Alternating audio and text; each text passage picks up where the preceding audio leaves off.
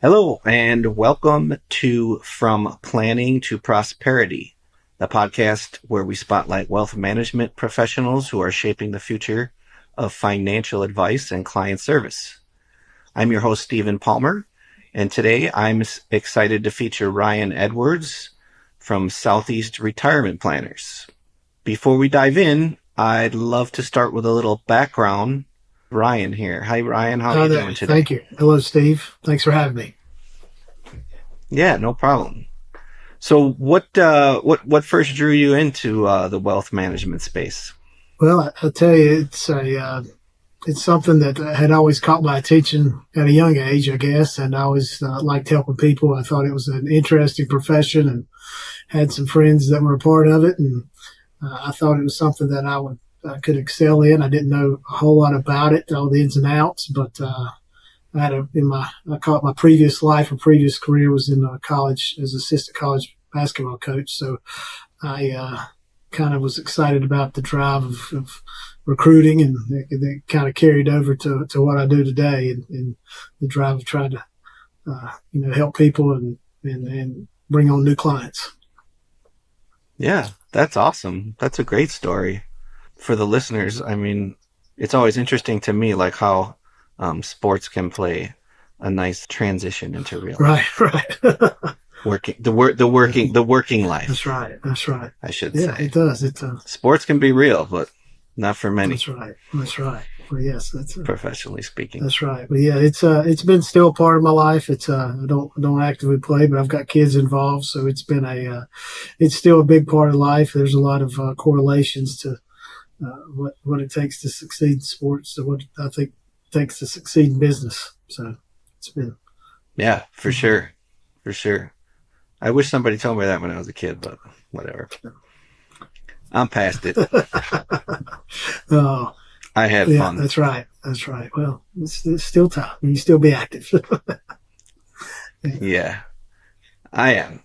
Cool. So let's kind of set the stage here for the listeners for this recording. Many may not know what like the day-to-day looks like for an advisor like yourself, so I'm going to ask you a couple of questions around that. Sure. So can you share a little bit about your role at Southeast Retirement Planners and how it connects with your overall vision for clients? Certainly. Well, as our firm has grown, I've got a business partner, Les Stewart. We've been together right at 18 years, going on 19 years.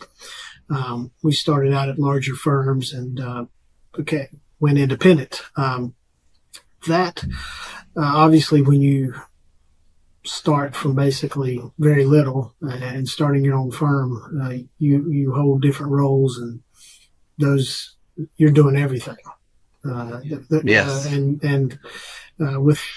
So there's pretty much nothing that I haven't done. But that, as you're asking the question, what it has evolved into today, me and him have different roles, and we've tried to clarify those as we brought on staff and what we were better at. And really, what my role is still certainly meeting with, bringing on new clients and meeting with our existing clients. A number of those, we both do that. Some together, our larger clients, but I'm more focused. Existing clients or bringing on new clients. I'm the one that really focused on some of the more bigger picture items, some of the goals of the firm, our kind of strategic partnerships we're wanting to look at, and opportunities that are out there, maybe other advisors that are looking to get out of the business or that we may want to have conversations with, or other revenue generating partnerships that we may want to look at. So that's kind of what I've looked at. He's a little bit more into the details daily of the investment side and kind of the management of the staff and things like that. That's all right. That's a pretty good split. It makes it easier. We know our strengths. Yeah, for sure. So walk us through a typical day, like for you. How do you balance your activities of managing the overseeing with the growth of the business. Correct. Well, it's taken some time. I mean, it our business is so reactive, and when you realize that, then you try to, I believe, it makes time management more important. And I think you have to give yourself some grace with the time management. You can't just beat yourself up on that. I try to block times where I deal with just, hey, looking at the company finances and realize that, hey, when I do it, I've done it. I've brought it up to speed. I've got delegated out the things properly to the right, the bookkeeper, to the accountant. I've done what I can do, Right. And then I come back to it at my next designated time. I oversee the marketing, and I dedicate time to that. I may get interrupted during that period of time just because something comes up.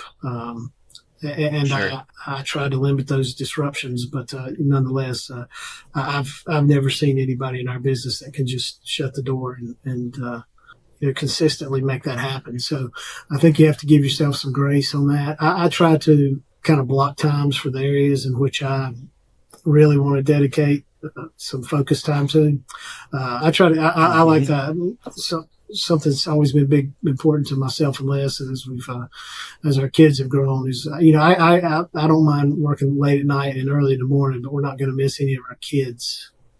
So yeah, exactly. So, I'll have no problem, getting in here as my kids have gotten older. I don't have to push them out of the house now, but get in here at 7 a.m. and, knock some things out so that I can be at their activities at 4 o'clock in the afternoon. So, and that's not every day, but, leaving that early, but it is a few days a week. So blocking time.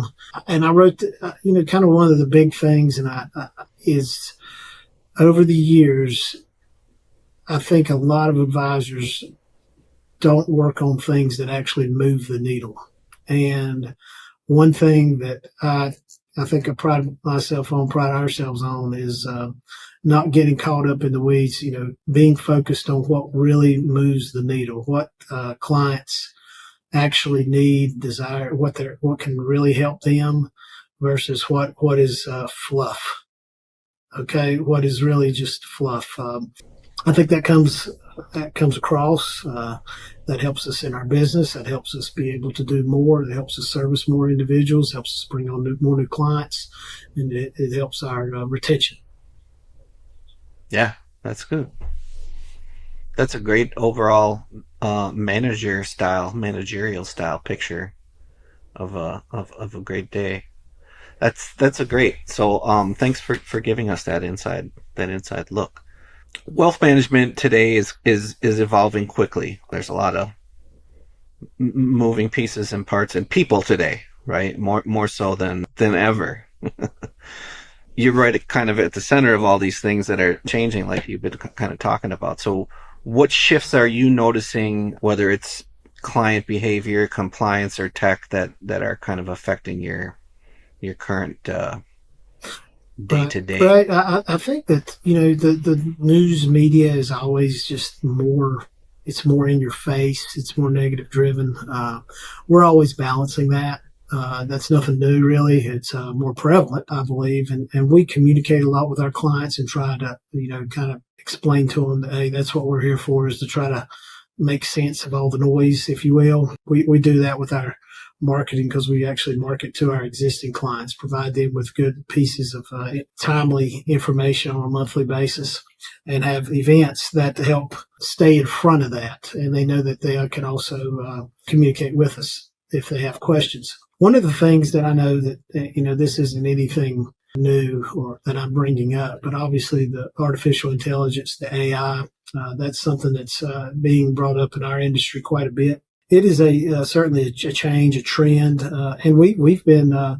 It is very helpful when you're trying to summarize, meetings. We use it in our meeting notes. It helps to capture and be more thorough with our client review processes. It's a compliant note-taking AI-driven service that we use within ours, called Jump AI. We've adopted that. We've also are able to use, using AI for our standard operating procedures and checklists within our office. which has been extremely helpful. From a marketing standpoint, it's helpful to generate ideas uh, uh, within seconds, where it used to be. There's also lead generation sources. So also those have been very expressed previously, have been very helpful.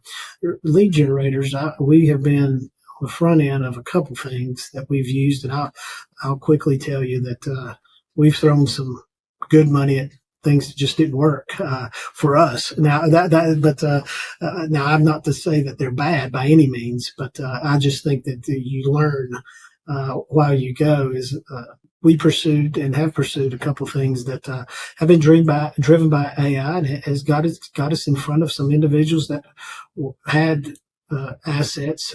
They were good quality leads, but our office, we run basically on a 97% of our new clients are on a referral basis, or from warm leads, if you will. And when you transition, or you're built from a warm lead, and you transition maybe to speaking to, or an avenue of cold leads, it's we found out we're not necessarily built for that, and I don't mean this personally, but we can have those conversations with a cold lead, if you will, someone we don't know, and those generated good conversations, but the repeat follow up, the machine that you really have to have from a marketing standpoint, that we feel and have seen that people have had success with, that we spent a considerable amount of money going down there, and I think we pursued it in a way to know that it just didn't work for us. We know that people have had success with it, but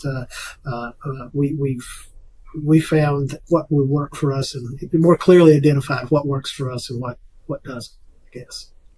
Right. Yeah, that's a good story. Kind of just covered my next question, like how you might be using AI and stuff. Outside of marketing and some of those tasks that you mentioned, are you seeing AI being inserted into any of the wealth management pieces of the business? There is, and a lot of people were fearful. I think some of the advisors. I was sitting at a dinner the other night, and there's a small percentage of the advisors in the room that were fearful of AI. I think you have to learn as much as you can about it. Learn how you can use it for your benefit. You can't be afraid of it. You need to learn how to use it compliantly. But there is some uses of it that are trying to, and will, for advisors that cannot show value in what they do, those advisors will probably be eliminated. I'll just give you my little study that night at that same dinner. My business partner was sitting beside of me, Les, and there was an individual at our table, didn't know him. He was from a neighboring town, city. He asked us, "Now this is unbelievable. Holy cow, they could do it for this amount of money, cheap, and they could get all this. This is unbelievable." And I'm like, the next morning we had an individual coming into our office that knew us, had heard good things about us. We had called to get an appointment, who had recently lost his wife and had 3 kids. Gotten to a point where he was ready to sit down and talk to somebody, and he called us. He didn't dial up AI. He didn't go online. He needed to have a conversation with a human being that he felt like he could trust. And I think those are the clients that we service. Those are the clients we can provide value to. And I think there will still be those clients out there, regardless of how much traction these apps or website, and I think that's across many industries as well. So I know it's not going away. It's still going to be here, and it's going to grow, and it's probably going to get better. But this is, you got to learn about it, be able to figure out ways. You got to be able to show value. You got to be proud about what you do, and you got to be able to educate yourself a little bit more than what you're educated in, and don't just stay stale. Right. 100%. That's really insightful. And it's, it's obvious that you're paying attention to where the industry is headed. So that's awesome for you. So let's flip the script for a moment. We like to celebrate wins and make all the hard work worth it as often as possible. because there's always combat every Right. day. So did you want to share a success story either about your practice or a client that Well, we can no, I glean on? appreciate it. I know you, we had a good prep conversation and kind of gave me some things to think about. And we had, coming off our year end planning, we do this quite a bit, where we sit down and kind of assess, what we've done, just not just over the past year, but what we've done. And like we've seen trends, but also where we want to go. So, our outlook's positive. That we feel this is a people business. We, feel we're on a good path. We've got a great staff, and as we bring on new people, we're really trying to clarify what our next hire is going to be. But the reason we're having to make those decisions is because we have had wins, like you mentioned, and we've been fortunate enough over the last coming out these numbers, we've had double digit growth, mid-teen growth in 22, 23.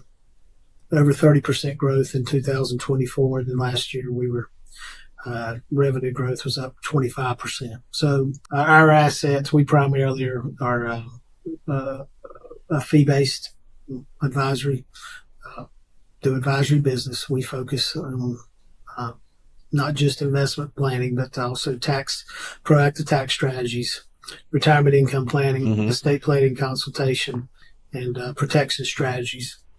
And also throw in consistent communication. We feel that's another key area. So those are the areas that individuals that work with us and pay us through the advisory agreement. That's the value we bring to the relationship. That's not an additional fee. That's not that's what we bring to the table. So we have been able to grow because we've got a consistent and focused strategy. We've implemented a 12-month marketing calendar. So that's been a win every year. Last year we did 2 new marketing events. I'm proud to say a new client dinners. We held them twice, one in the spring, one in the fall, where we welcome the new clients on board, entertain them, and sit around and have a good time, and which generated several referrals from each event we had, but also just having a good time. And then we had at the end of the year, had a big chef's client appreciation dinner for anybody that had given us referrals for the year. So we like to have a good time with our clients. We like to work hard and play hard, and those are victories, because I think they know that we care about them, and they care about us, and we feel like we're aligned. We feel like we're earning the trust consistently, where they feel comfortable enough saying good things and referring their friends, family, or colleagues to us. So if we can consistently have that as a win, I hope to say that every year as a victory. Yeah, That's awesome. So that's several things balled up in one, but it really truly goes together. We also formed and started a tax practice and hired a CPA to work alongside our wealth management firm, Southeast Retirement Planners. It's called Southeast Tax and Consulting. I hired a long tenured CPA to, as we have grown, help with the calculations and add value to our clients, our existing clients, but also, have another basic group of individuals that will come to that tax practice, and if they need help, they'll see us and know that we could potentially be of assistance. So we're excited about that. So that's another victory we've had. That's a great approach to client service and growth all in one. That's awesome. Good stories. I mean, it shows how you're trying to make an impact and stay relevant in your self. That's right. It's a lot of moving parts, but it takes some focus. But you got to act. You got to really feel like perfection is the biggest enemy of progress, and you got to make things happen. You got to start moving forward with the confidence that you can make it. Make it happen in a compliant manner, make people move a little bit faster than they think they can move, to make sure that you get the things done that you want to get done sometimes. Yeah, that's always a That's thing. right. I mean, in marketing, we got the same issues too. So it's like we have all these great ideas, but trying to get your clients to get excited about them ain't the That's right. easiest thing That's in the right. world. That's right. I mean, every business has some challenges too. What kind of things have been frustrating you lately, if anything?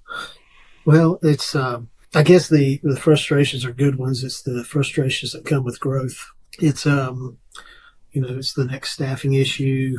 It's we've had some space issues which we've encountered, and then we opened up a new office within the same building. They're not connected, but just the communication challenges of having a separation. And Yeah, we've worked through that. The other challenges is just, and I use that word, is just alignment. We've making sure that everybody, as the team has grown, is that we're having that consistent communication that we're working on the same. We're working towards the same goal values. and the same values exactly, Yeah. and just everyone's aligned. We've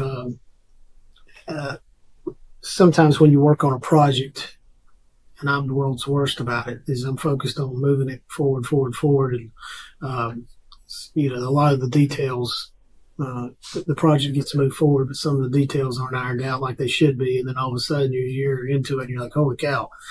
Some of this is not as ironed out as it should be. So we've got some frustrations right now with our CRM system that we're ironing out, and we've it's taken some extra work.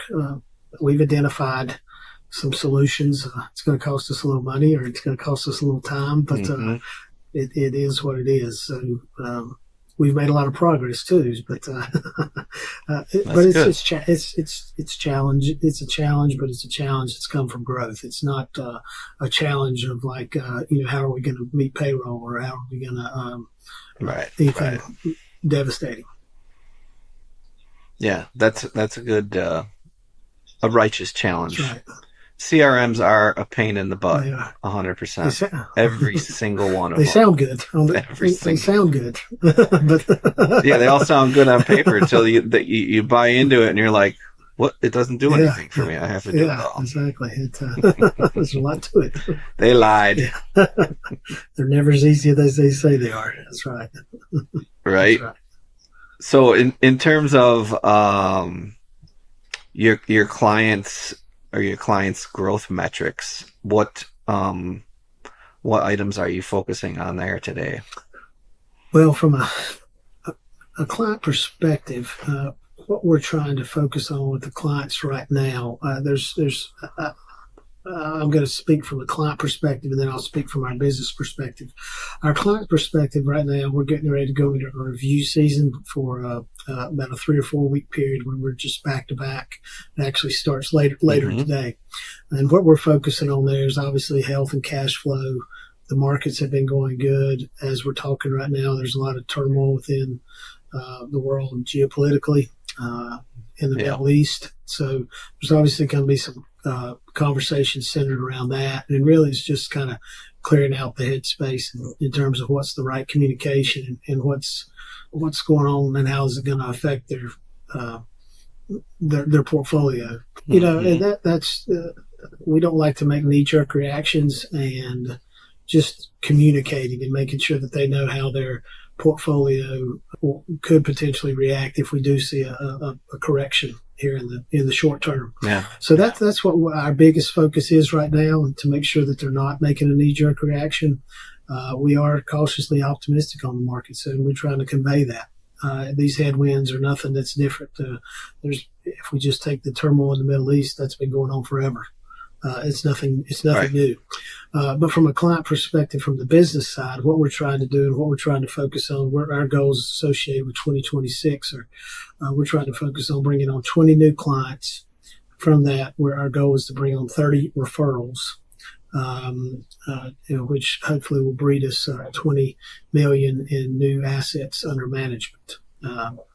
Nice. So that's kind of my post-it note, if you will, post-it note business plan that we are. Nice. And we did that last year. We look forward to doing it this year. We're well on our way as we're here in the last month of the first quarter. We're adding some things from a marketing perspective. We're trying to not overdo it, but trying to really communicate get in front of some of the news that's out there and just kind of make a bigger presence. And we're seeing that take place. Yeah. So That's good. That's good. Yeah. It is challenging this week for sure. I was happy to see the markets didn't react too negatively. That's yesterday. right. Yeah, that's correct. Really interesting. Really interesting. Yeah, it is. I mean, that was a big weekend. I think it happening on Saturday probably helped a little bit more than happening on Sunday. Everybody had a day or so to digest, but it's always interesting. It's like I said, one of the most. I saw a marketing piece that talked about oil prices and Middle East unrest and interest rates, inflation, all this stuff, and it was saying, "Hey, can you agree that these are headlines in the paper today?" And then everybody said yes. And then the next thing you know, you turn the page over, and they were all headlines from like the 70s. So the case is hey, we've been dealing with all this stuff for a long time, and the markets are still up. But it's not always the case. You got different timelines, and people have got different things that they're going through personally and also financially. That everyone's situation is different, so we don't ever want to approach it as cookie cutter. But it's communication is what is key, and managing expectations and emotions for clients is sometimes you become a psychologist instead of a financial advisor. Oh yeah. Or a fireman. Or a fireman. That's right. I don't like to be a fireman, but occasionally we have to be that. But yeah, it happens. Right. But that's great. I mean, thanks for being so open. I think a lot of advisors that will listen to this will definitely get a lot of value out of what you shared here. Well, thank you. That's awesome. I appreciate it. Thank you. So let's look ahead a little bit. I mean, every advisor, as you have already touched on, has a vision for where they want to go next. You kind of told us your short-term goals for the year. If you could overcome one main challenge right now, what would that be? It could be operational, marketing, client-facing. I think the biggest thing right now, is just making sure everything in our office is aligned with systems, workflows, more so within the CRM. And everybody is perfectly aligned, staff-wise, and other advisors in our office within those confines. We're almost there. But when those times occur, when things get off the rails a little bit, that's when my blood pressure spikes. That's when that's when I think we have things in order, which we do. I'm reminded by my business partner, but we're close. But then all of a sudden, I think that we're deviating too much. And if you don't address them and try to get them more in line, then all of a sudden they're just going to become. And that's one of our biggest focus. That's one of my biggest pet peeves is for this year is to make sure that alignment takes place. And it's all is more alignment from the other advisors in the office. We have two others, and then the alignment with the CRM for everyone. The funnest challenge in the world, but it does exist. It does exist everywhere in sales. That's why there's 22,000 CRMs in the marketplace. That's right. There's because everybody invents one that solves their own problem, and then they bring it to market. Because it's way better to be a software seller than a sales guy. That's right. It's only for the elite. Yeah. And then you can certainly sell it to a sales guy. So that's right. Yeah, 100%. We buy everything all the time. Like you said, that's right. Just throwing the money on the table. Yep, that's right. That's right. Exciting. So it'll be great how your year rounds out, but I think it's going to be all good. That's good. Yeah, I think we do try to track these things and kind of like you hear it most often when a new president comes in. What's going on in the first 100 days. When we set out goals, I kind of implemented that a few years back, and to kind of get us started on our goals. And we look back kind of after the first quarter, after those first 90 to 100 days, and it's amazing that where there may be annual goals, you really focus on those first few 100 days. It's amazing how much you can really accomplish of your annual goal. So that Yeah. we're Yeah. You break it down into quarters and then it's a little more it chewable. is. So we've seen a lot of progress already this year. So and you got to have your KPIs. You got to meet and if I'm wanting so many referrals and I only have 2 so far this year, which isn't the case, and I'm trying to get 30, well, I'm obviously pretty far behind, and I need to reset my thinking and our team's thinking. If are we not asking? Are we not putting it front of mind? What are we not doing? So you got to have your KPIs. You got to try to reach your goals and track them. So. Yeah. Well said. Well said. It is interesting, like you say, when you break it down, it's a little bit easier to achieve or at least correct the course if it gets off course a little bit. Right. Certainly having employees is not the funnest thing in the world, but it is what it is. That's right. We're all just trying to make the world a better place for as many people as we can. Exactly. This has been a great conversation, Ryan. I appreciate it. Thank you so much. Thanks for sharing. I appreciate you here on From Planning to Prosperity, and hopefully we can enlighten a few people. I hope so. With your good work. I hope so. I appreciate you having me, and I thank you for the opportunity. Yeah, you're welcome.